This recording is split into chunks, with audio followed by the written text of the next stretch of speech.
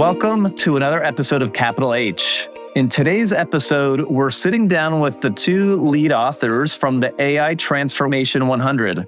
Ideas from people we admire that just might improve how you lead and work. That was published in early December of 2025.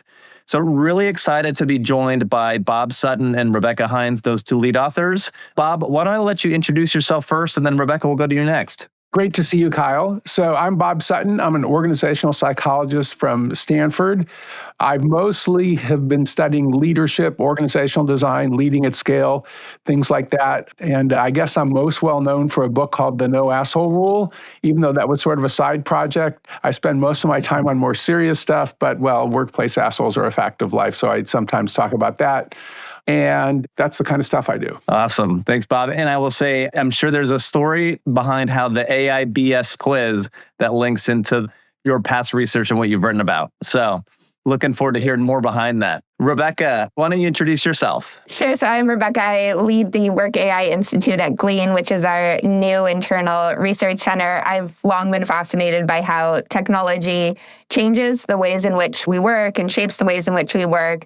I did my bachelor's, master's, and PhD at Stanford, where I met Bob and have been inspired and influenced by his research and mentorship ever since. And I have a new book coming out in February, Your Best Meeting Ever, which unpacks research on how to fix our broken meetings. Great book. And I got to say, Rebecca, one of the things when I talk to people about like future of work or work guidelines, I've actually noted there are very few companies who give guidance on how to run a meeting, how to calendarize your day, your week. It seems so simple, but so many people leave that up to chance, right? Or up to variability. So I'm sure that will be an area of increasing importance going forward.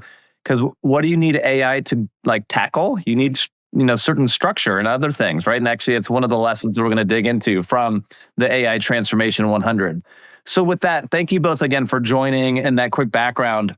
But would love to just hear a little bit about what prompted this, right? Obviously, here we are, early 2026 now.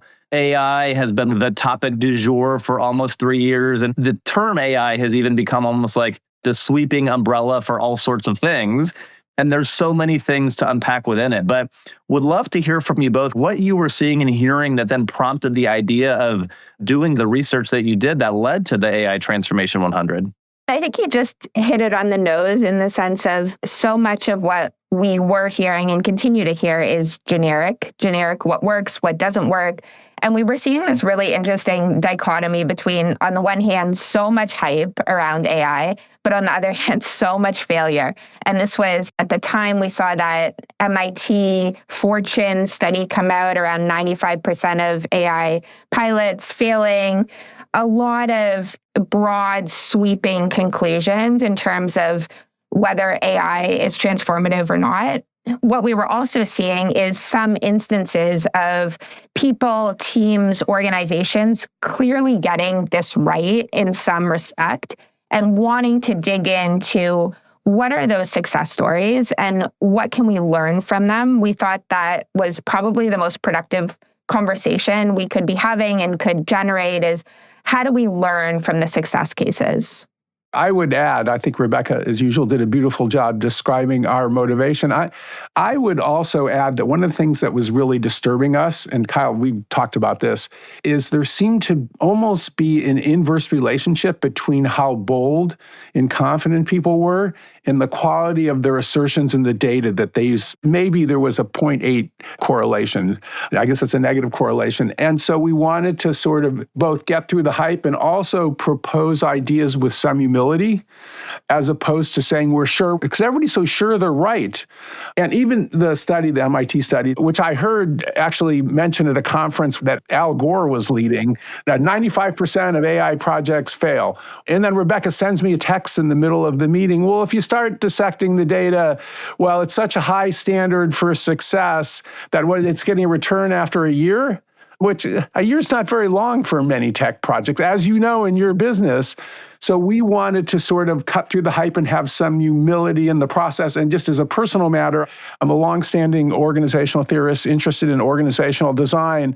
And right now, you can't have a conversation with almost anybody in any organization about how to design an organization without having a discussion about AI. As you all know so well at Deloitte, the nature of managerial work seems to be changing. And I'm not sure we understood it before, but now we really don't understand it. Yeah. Because of what does AI mean for? What does it mean to manage a person versus a blend of people and agents versus just agents? Yeah. A lot of hype. And Rebecca and Bob, I think that framing is such great context for cutting through the hype, right? I think whether it's on different social media platforms, even news websites that are trying to get people's attention, right? Bold, provocative statements that may or may not have anything to back it up tends to be an approach that either many individuals or organizations take, right? And then the more you dig into actual data underneath that, whether it's into individual credentials and credibility to back it up, or what was the experiment that was actually run, the controls, you name it, there's been plenty out there that you can poke a lot of holes into. So getting into the thick of it with some on-the-ground examples, as you all did, I think is certainly powerful to help advance the field. I will say one of the things that's been really interesting over the last year, introduced into the topic of conversation around AI, has been trust, right? And how do we trust the use case? How do we trust the data? How do we trust the tool? How do we trust the vendor? How do we trust our employees in terms of how they use it? How do we trust the leaders in terms of how they roll it out, right? So there's so much that has to get unpacked in this complex topic.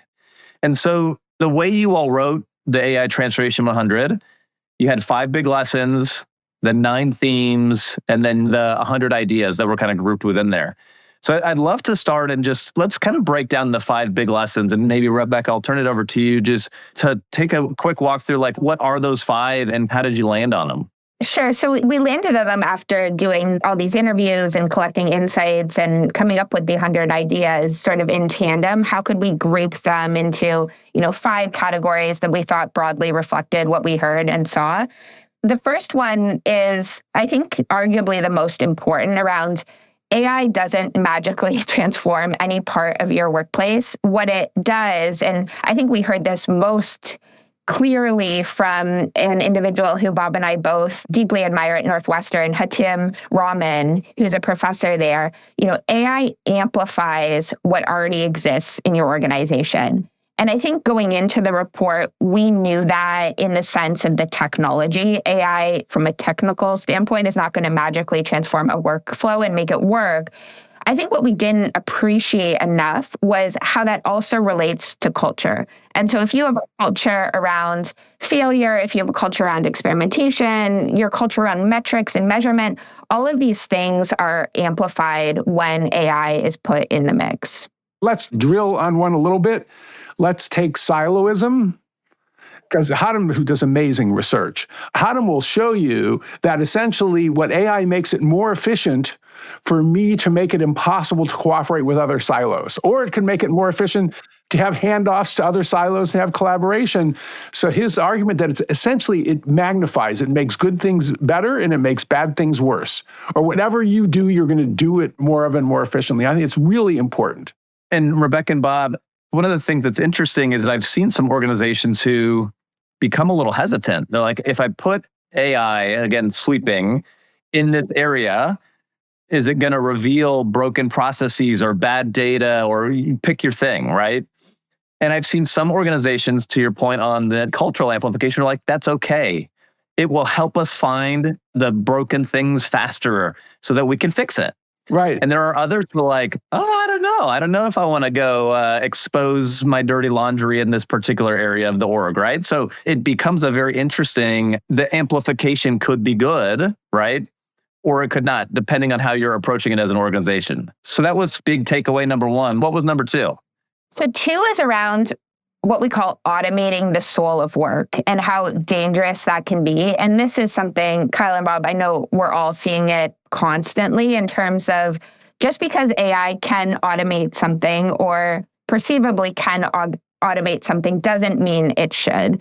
And so what we're seeing especially is in more creative pursuits, writing, brainstorming, film creation, automating those early stages of the creative process in particular tends to have these negative impacts in terms of trickle-down effects. And we talked to one of our good friends, Perry Claiborne at Stanford, who runs this fantastic class at the Stanford Design School, where essentially you have groups of student teams build a business plan and idea and pitch it to investors at the end of the class. And what Perry has noticed is people are talking about their ideas that they generate in this class differently now that AI is in the mix compared to before. And in particular, they're less likely to use phrases like my idea, my business plan, and more likely to refer to the idea, the business plan.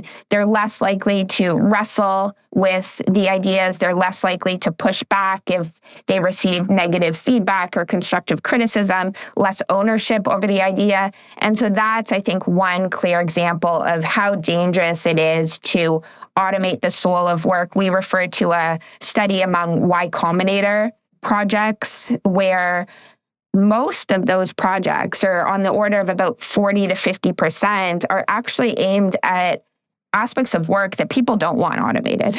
And I think that clearly shows how dangerous it can be to be in this mindset of automating for the sake of automation and not looking at the broader picture in terms of the meaning, the purpose we glean from doing certain types of work. Well, and Rebecca and Bob, what's really interesting about that is arguably the core of all this technology, which is also a good, I think, change in some of the narrative that I'm seeing and hearing, is augment humans, right? Free up time for people to do more, do better, to focus, innovate, you name it. But it requires, I think, Rebecca, kind of what you're calling out, explicit focus and understanding of where some of those unintended knock-on effects are, right? We studied that a little bit at Deloitte in our 2025 Human Capital Trends Report, where we spoke about the silent impacts of AI. Like if you automate certain types of work, and that means the work that remains is a higher cognitive load, well, how do you then redesign the workday work week? Rebecca, maybe to your upcoming book, right? So if I'm doing a hard cognitive load all day long, all week long, I'm going to get burned out faster, right? How do you then think about what that means? So there's a lot of different implications that if people aren't explicitly thinking about it, then maybe the soul of work gets automated away and we're just constantly draining people that much faster. So Kyle, I like that example. And this is one of the things that we talk about. And this gets, again, to the nature of managerial work changing. So it might be that maybe you've only got 3 direct reports now. I was just talking to you, a large software firm, and the people they're overseeing also have a huge fleet of agents. To your point, what happens is that the cognitive and emotional load of just dealing with, well, those 3 people, which is only 3 people, it's not a huge team, and the huge amount of work that's being done around the team, it changes our view of how organizations should be designed and what the skills a manager needs are. In that case, that is actually adding load, it's not reducing load. Absolutely. Well, and Bob, to your point, not only at Deloitte, we did a little bit of research around reimagining the role of managers in our 2025 Human Capital Trends Report as well. But maybe that even leads into your third big takeaway, which is leaders can't phone it in on this topic of AI, right? Whether it's for them as an individual leader, whether for leaders at the executive level, thinking about what is the role of leadership and people leaders and managers in our company. So would love to hear, Rebecca, from you and Bob a little bit more about kind of what did you see and hear that led to that as the third big takeaway? I think at the most fundamental level, right, the leader needs to be using the technology. They can't just be talking about it. It can't just show up in slide decks. And so we spoke with numerous individuals where the CEO is very clear about how they're using AI. Some will turn around their computer screen. We spoke to a Fortune 20 company where the CEO will turn around their computer screen and show how they're using the technology. That's very important. It's very important for the psychological safety. It's very important for the messaging around AI being embedded in the organization. Now, it needs to happen at every level. We also saw great examples of organizations making sure that AI is embedded at every leadership level, down to the relationship between the individual contributor and the direct report. But I think that the takeaway goes beyond that, in the sense of leaders can't phone it in seeing this as just a technology change. And as we saw time and time again, the best leaders are the first ones to tell you that they don't have it all figured out, and they're leaning in with curiosity. And I think we had a Harvard Business Review piece based on this report, and the premise of that piece is around these tensions that leaders are needing to navigate right now, recognizing that it's not a binary choice.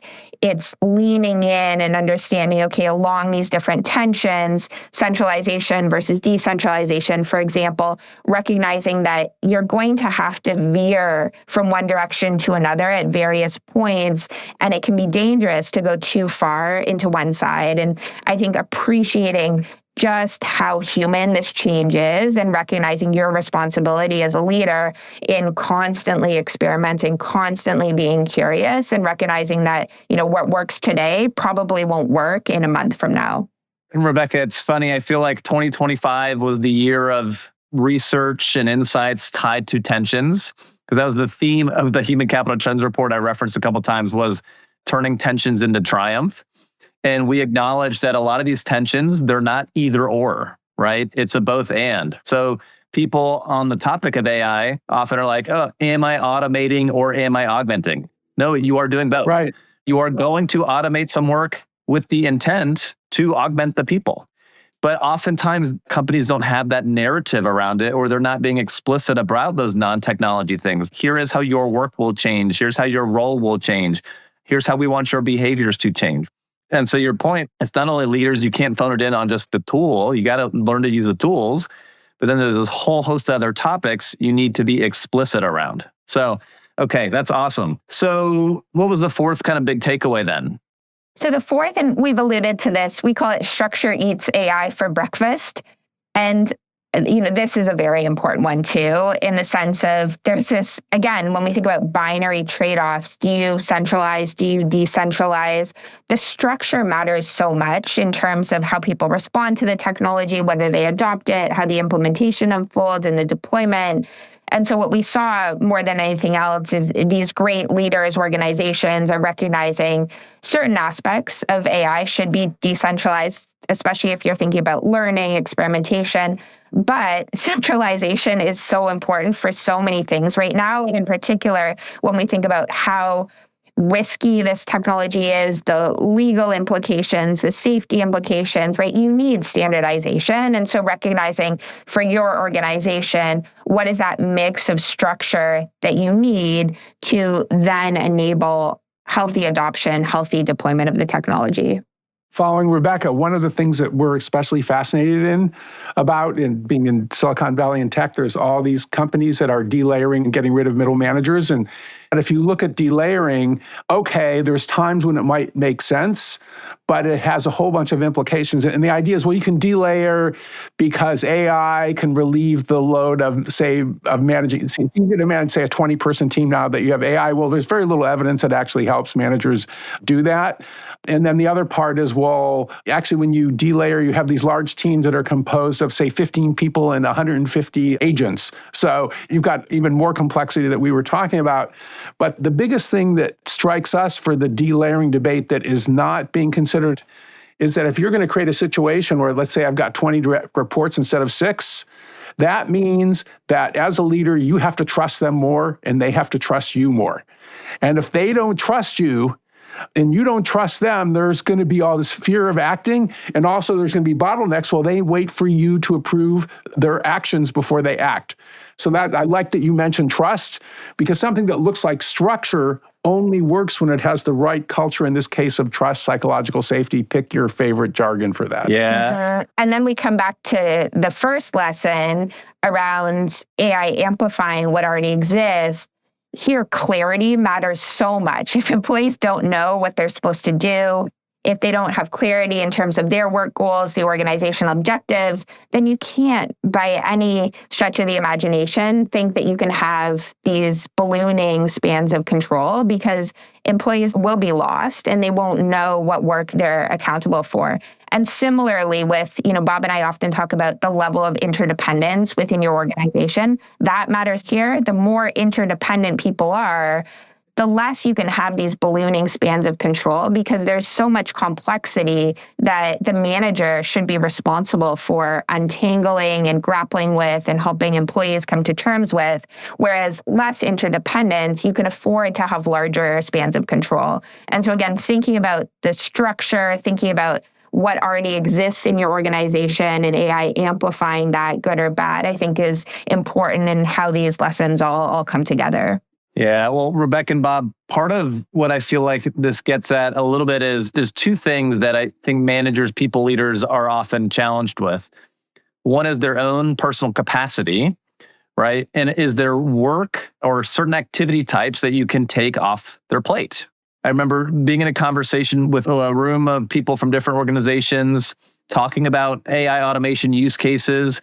And one company had removed the need for managers to approve expense reports because there's rules, right? Here's the policy and the guideline. As long as the rules being followed, we can just automate it. Now we've got an auditable trail of did people follow the guidelines. The other company still had managers approving that. And they were nervous. Can we take a manager out of that? Yes or no? It's like, well, if you really dig into the work, yes, you can. Here's how you still set up things to be compliant with whatever guidelines you need, right? But it's about doing some of that hard work to put those right clear guardrails in. You can do work as a company to help free up manager capacity. Well, then you have to tackle the manager capability. Are they actually going to be good people leaders? Do they understand the mission? Do they engender trust? All those things. And that is a separate, maybe even more important problem to tackle. Just because you're a manager with capacity does not mean you are capable of leading a larger team across a wide array of topics. So definitely, I think we're going to see a lot of shifts as we look into the future around the role of the manager, capabilities of managers, et cetera.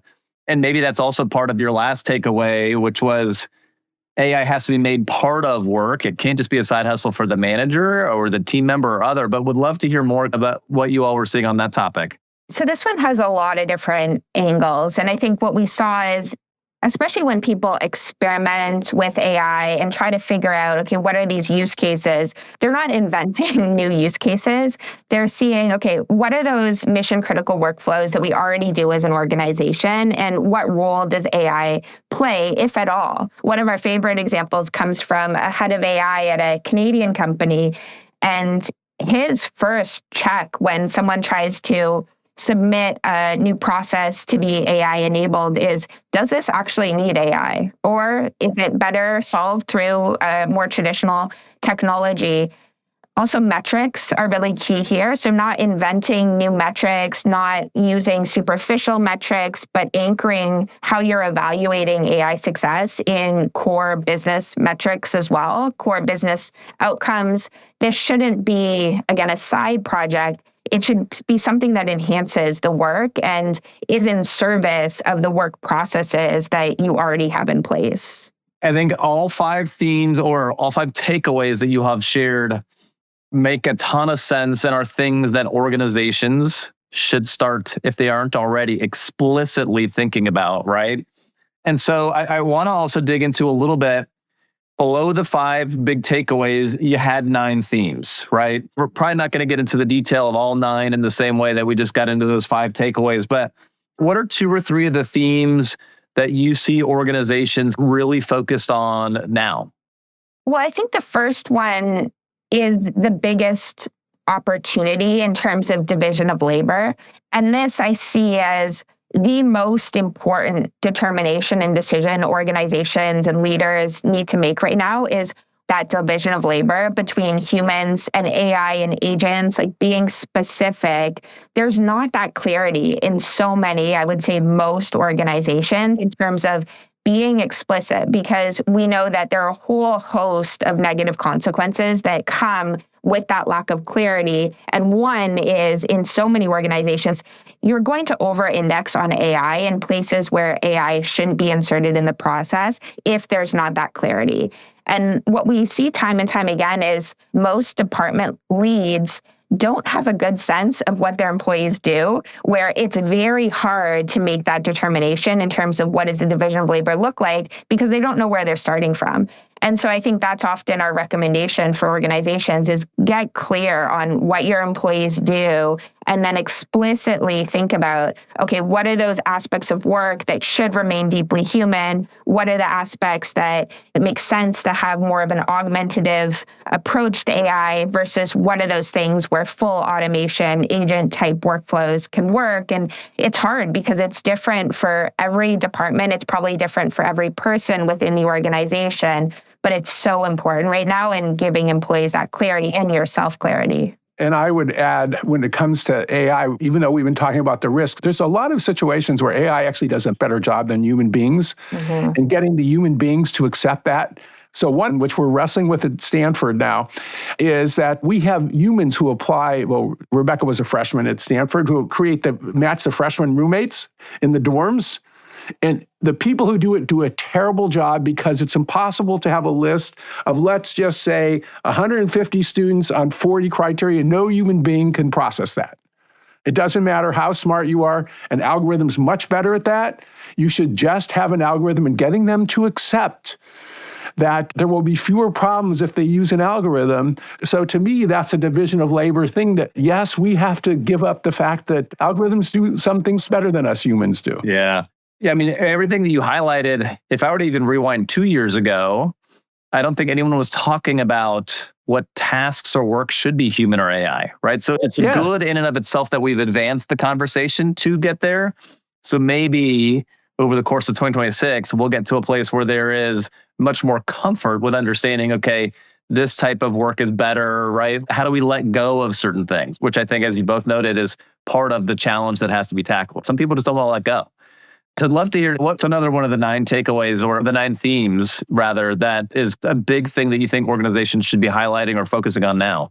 So relatedly, we spent a lot of time thinking about roles within organizations and AI roles. And again, I think our takeaway here was there are lots of opportunities for new AI-enabled augmented roles. Thinking carefully about, for your organization, is this actually a new role, or is it a capability that should be vested in multiple people's roles right now? So prompt engineering was an example where we spoke to one of my good friends, a prompt engineer, who made the point around, probably prompt engineering in the next few years is going to be a skill that every employee in many organizations will need to know how to use and be familiar with. Having a dedicated prompt engineer probably doesn't make sense for a lot of organizations.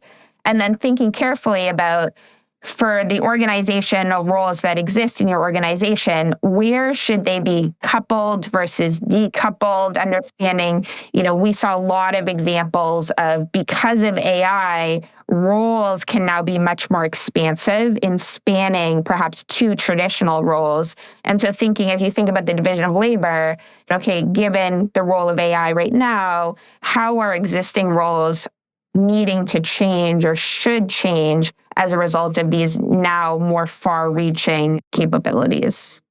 Following Rebecca, there's a whole bunch of situations where you had to have multiple specialists, and maybe you could have one generalist who oversees, 3 or 4 agents and 1 other human. And so you have more sort of generalists. The other thing that I just want to underline for the executives in your audience is executives should always be aware that they're human beings. The way that they solve problems, if they don't think about it, is by adding more complexity. And so I don't think we need as many chief algorithm officers. I don't know whether we need prompt engineers. And then the other thing, since Rebecca and I both do a lot of stuff in the area of simplification, this idea, although we even have it as one of our 100 ideas, the idea of having some kind of chief simplification czar, my first reaction to that is complexity that is not simplification. And maybe simplification should be something that most of us think about all the time and not adding excessive burdens on others. So beware of adding new roles. Well, and Bob, I think I've got a few thoughts on what you both just shared. I'll start with that one, which is it's another example of things that you can make explicit. Many organizational cultures today, it's not explicit to employees, associates, team members, whatever a company calls them, that part of your daily job role should be find opportunities to simplify, find opportunities to continuously improve, right? So what do people do? They don't. They just do what they're doing. And then there's these little continuous improvement teams or simplification teams or efforts who try to go around the company and find opportunities. So make it explicit, which maybe AI will help with some of that. But then I think secondarily to some of what you both just shared, this hits on a couple of the other themes that you had noted around hiring, performance, learning and development. I think to your note on what's the future of skills, do you really need prompt engineers as individual roles, or does everyone need to learn that, right? And I think we're going to see this window of time over the next 2-3 years where there's the people who raced out and are learning and are now very capable and taking up the new functionality that is coming almost every day, every week. And there are the many who still are teaching me how to write a prompt. How do I even use this thing? But I do think over the next 3-4 years, there's going to be a new kind of baseline expectation. Many people will reach it. And so there's roles that might make sense now that won't make sense in a few years. But then we'll get to a point of it'll almost, all air quotes, feel like it does today, where everyone has the same type of performance criteria. And part of that performance criteria is how are you using AI, right? Or how are you simplifying work or doing these things? And it's not going to be as easy to stand out in a big way like some of the super users of AI do today. So I think it's going to be really interesting how we get to this window of time and then what's on the other side. Yeah, well, I love that. And to me, Kyle, that's a great example of essentially all new ideas, if you study history and innovation, they disappear. So they either disappear because they don't stick, or they disappear like nobody talks about whether or not somebody you work with can use the internet. And there was a point in my life where I had to have conversations with people, including my parents, about what the internet was and whether or not they should use it. And I think AI, whatever happens to it, it's going in that direction. You can see it starting to disappear in places. I'm not surprised when one of my colleagues runs everything she does for her Substack through Claude before she posts it. This is not a surprise. Yeah. Well, Rebecca and Bob, you've shared the 5 takeaways. We've highlighted a few of the themes. I'd love to get a perspective maybe from each of you on what are you seeing maybe around the corner? Or what are you thinking is next on the horizon, in 2026 and beyond, based on not only this AI Transformation 100, but other conversations you're in, other work you're doing? There's so much. And I think everything, when we think about amplification, probably what we talked about today is going to be amplified from every dimension in the years to come. I worry because I see so many examples of, and when we think about meetings in particular, AI making meetings even worse, even more dysfunctional, people sending their bots instead of showing up themselves. I think increasingly, and I hope this happens sooner rather than later, we recognize that this is a human change and we can't cognitively offload the parts of work that should be deeply human, showing up in a meeting for your direct report, building careers, inspiring your team, creative work. And I think there's going to be more and more clarity, I hope there is, in terms of that division of labor and what things associated with work should remain deeply human. And I think we're still, unfortunately, going to over-index on efficiency efficiency and time savings in these very short term, especially now, the flattening will continue to be the fad of the moment for many more moments. And I think the organizations that get this moment right, the next few years right, are going to recognize that the short-term efficiency gains are not where the real value and competitive advantage is going to lie. It's going to be those long-term gains in terms of setting your organization up for this new era of work in the long term. Well, I think that was a beautiful statement by Rebecca. I would just add more briefly, it sure looks to me like we are at a point where there's all this variation. This is how innovation proceeds. And just for example, there are so many LLMs right now. Each vendor provides more and more, and there's just so much out there. There has to be a culling. You just think about the browser wars, the number of word processing can go, the number of different personal computers there used to be. There is always going to be a winnowing. And I'm sorry to predict this, but there are going to be a small number of winners and a large number of losers. And that's just the way that innovation works. And that kind of failure is actually good because it means there's a lot of experiments out there. But in the end, it's going to be more simple. And there's going to be just a few winners. Yeah. Well, Rebecca and Bob, this has been a fantastic conversation. Thank you both so much for joining to dig into the AI Transformation 100. For folks, for listeners, again, the 5 big takeaways, right? AI amplifies, so point the megaphone carefully within your organization or use that megaphone for good to go find some of those areas of improvement, right? Don't automate the soul out of work. Leaders can't phone it in. Structure eats AI for breakfast and make AI part of work and not the side hustle. There are 9 different themes tied to those big key takeaways. And then there's 100 ideas, right? From people doing the work in their organizations, from academics, from leaders, all sorts of people. So go read those ideas. You're going to find something new. I did myself when I read the report, and then see how you can experiment those things and put them into action. So Rebecca, Bob, thank you again for joining us at Capital H.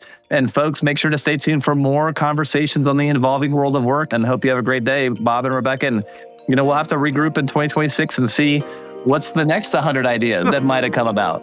Thanks, Kyle. It's been a delight. Thanks so much for having us, Kyle. This podcast is produced by Deloitte. The views and opinions expressed by podcast speakers and guests are solely their own and do not reflect the opinions of Deloitte. This podcast provides general information only and is not intended to constitute advice or services of any kind. For additional information about Deloitte, please go to deloitte.com/about.